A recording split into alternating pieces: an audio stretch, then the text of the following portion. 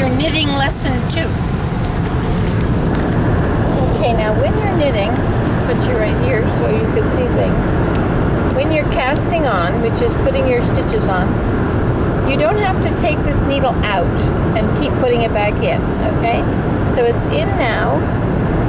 You go, you make a stitch, you put it on, and you just leave this on the other side. Make a stitch, leave it on.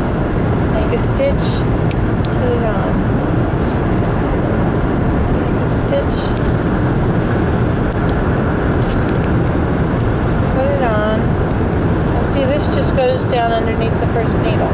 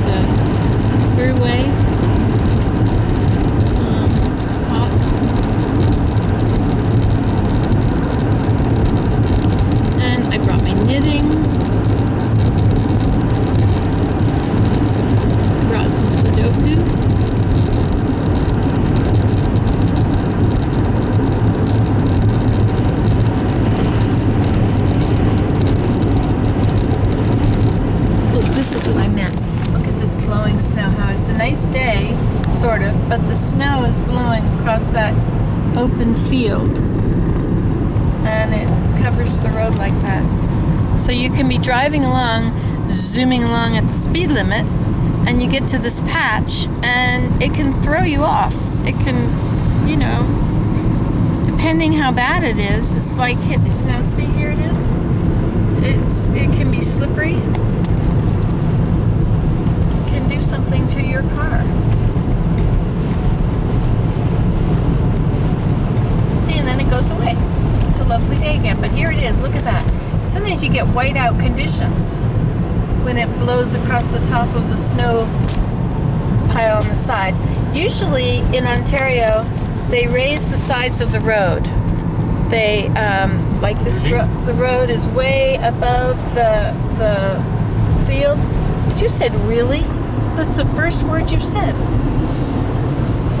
Anyway, so usually the roads are very elevated, so they're raised up against the field. So when the snowplow comes along, it can usually throw all the snow out. I remember in southern Ontario, I lived on a farm near Brussels, Ontario, between Listowel, Moncton, and Brussels, right in the middle there. The snow drifts. The roads were level with the fields, and there was the road, the ditch, and the field. So they would snow plow, and it would go in the ditch. However, it would fill the ditch, and then become a high wall. So you'd have snowbanks, sometimes 4 feet, 5 feet tall. So when you had blowing and drifting snow, that meant, you're driving through this tunnel like that, and you've got snow blowing straight across the top.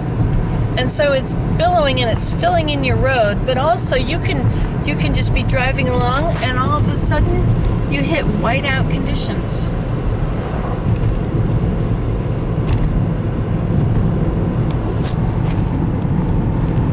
So it makes for tricky driving. Tricky. See this guy, what's he doing? He's not even crossing the road or pass. Oh, he is passing somebody. Yeah, there's a slope up in front of us. I see. Oh, look at this. You're doing even less than the speed limit. Imagine that. Imagine that.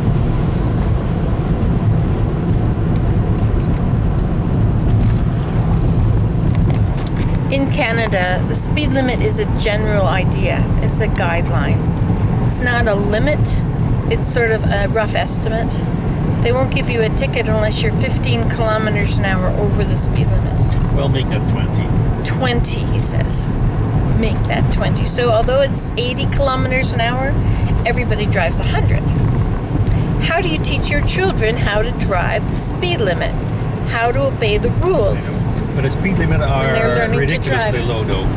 In Holland, the Netherlands, a road like this would have a speed limit of 100. And the big 4-lane highways would have a speed limit of 120, sometimes 130 kilometers per hour. Whereas here it's 100, and everybody is doing 120, and nobody tickets them. You get a ticket for 120 on this road. Yeah, because you get a ticket for, like if you're going over 100, somewhat over 100, they'll reduce your ticket to 100. So 100 is blah, blah, blah, blah, blah. Anyway.